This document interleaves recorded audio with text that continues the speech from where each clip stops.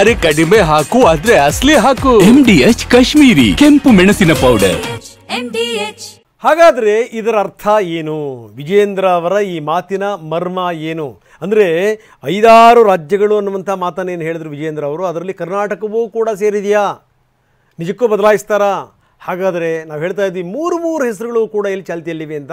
ಅದರಲ್ಲಿ ಪ್ರಮುಖವಾಗಿರುವಂಥ ಹೆಸರು ಅರವಿಂದ್ ಲಿಂಬಾವಳಿ ಅವರದು.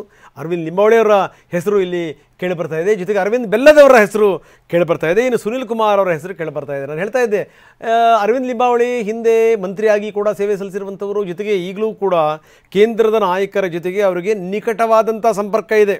ಏನಾದರೂ ವಿವರಗಳು, ಈ ಒಳಗಿನ ವಿವರಗಳನ್ನು ಪಡಿಬೇಕು ಅಂತಂತಂದರೆ ಕೆಲ ನಾಯಕರುಗಳ ಮೇಲೆ ಡಿಪೆಂಡ್ ಆಗಿರ್ತಾರೆ. ಅಂಥವ್ರಲ್ಲಿ ಅರವಿಂದ್ ಲಿಂಬಾವಳಿ ಕೂಡ ಒಬ್ಬರು, ನೋ ಡೌಟ್.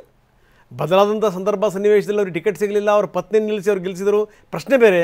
ಅವರ ಹೆಸರು ಕೂಡ ಪ್ರಮುಖವಾಗಿ ಇಲ್ಲಿ ಕೇಳಿಬರ್ತಾ ಇದೆ. ಇನ್ನೊಂದು ಜೊತೆಗೇನು ಅಂದರೆ ಅರವಿಂದ್ ಬೆಲ್ಲದವರ ಹೆಸರು ಕೂಡ ಕೇಳಿಬರ್ತಾ ಇದೆ, ಸುನಿಲ್ ಕುಮಾರ್ ಅವರ ಹೆಸರು ಕೂಡ ಕೇಳಿಬರ್ತಾ ಇದೆ.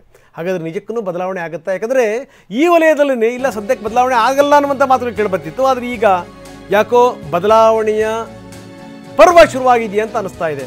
ಇದ್ರ ಜೊತೆಗೆ ಸಾಲು ಸಭೆ ಮಾಡ್ತಾ ಇದ್ದಾರೆ ಅಸಮಾಧಾನಿತರು. ಬೆಂಗಳೂರಿನಲ್ಲಿ ಮತ್ತೆ ಅತೃಪ್ತರು ಮೀಟಿಂಗ್ ಸೇರಿದ್ದಾರೆ.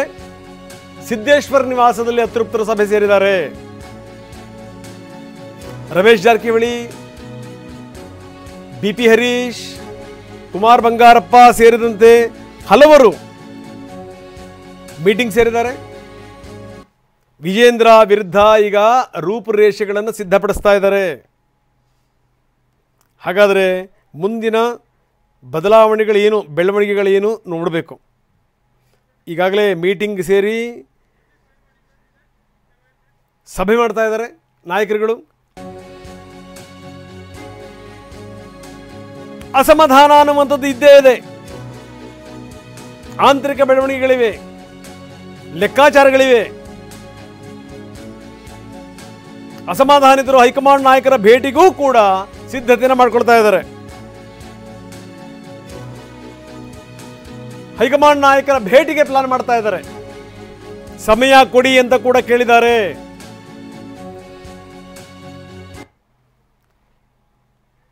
ಹಾಗಾದರೆ ನಿಜಕ್ಕೂ ತುಂಬ ಸೀರಿಯಸ್ ಆಗಿದ್ದಾರೆ ಅವರೆಲ್ಲರೂ ಕೂಡ. ಹೋಗಿ ನಾಯಕರನ್ನ ಭೇಟಿ ಮಾಡಬೇಕು ಅನ್ನುವಂಥ ತೀರ್ಮಾನಕ್ಕೆ ಬಂದಿದ್ದಾರಾ? ಹೋಗ್ತಾರೆ ಅನ್ನೋದಾದ್ರೆ ಯಾವ್ಯಾವ ನಾಯಕರು ಹೋಗ್ತಾರೆ? ಪಕ್ಷ ವಿರೋಧಿ ಚಟುವಟಿಕೆ ಮಾಡುತ್ತಿರುವಂಥವ್ರು ಹೊರಗಿನವರು. ವಿಜೇಂದ್ರ ಹೇಳಿಕೆ ಕೊಟ್ಟಿದ್ದಾರೆ. ಇನ್ನು ಕೆಲವರು ಸಣ್ಣ ಪುಟ್ಟ ಅಭಿಪ್ರಾಯ ತಿಳಿಸಿದ್ದಾರೆ. ಅದಕ್ಕೇನು ಅಭ್ಯಂತರ ಇಲ್ಲ. ಬಗೆಹರಿಸುವಂಥ ಜವಾಬ್ದಾರಿಯನ್ನು ಪ್ರಹ್ಲಾದ್ ಜೋಶಿ ತೆಗೆದುಕೊಂಡಿದ್ದಾರೆ. ಎಲ್ಲ ಸರಿ ಹೋಗುತ್ತೆ, ಆತಂಕ ಪಡುವಂಥ ಅಗತ್ಯ ಇಲ್ಲ. ಇದು ವಿಜೇಂದ್ರ ಅವರ ಮಾತು. ಯಾರು ಮುಂಚೆನೇ ಬಹಳ ಅಸಮಾಧಾನವನ್ನು ತೋಡ್ಕೊಳ್ತಾ ಇದ್ರು, ಈಗ ಪಕ್ಷದಿಂದ ಹೊರಗಿದ್ದಾರೆ. ಯಾರು ಪಕ್ಷ ವಿರೋಧಿ ಚಟುವಟಿಕೆ ಮಾಡಿದ್ದಾರೆ ಅವ್ರನ್ನೂ ಕೂಡ ಪಕ್ಷದ ಹೊರಗಡೆ ಇದ್ದಾರೆ.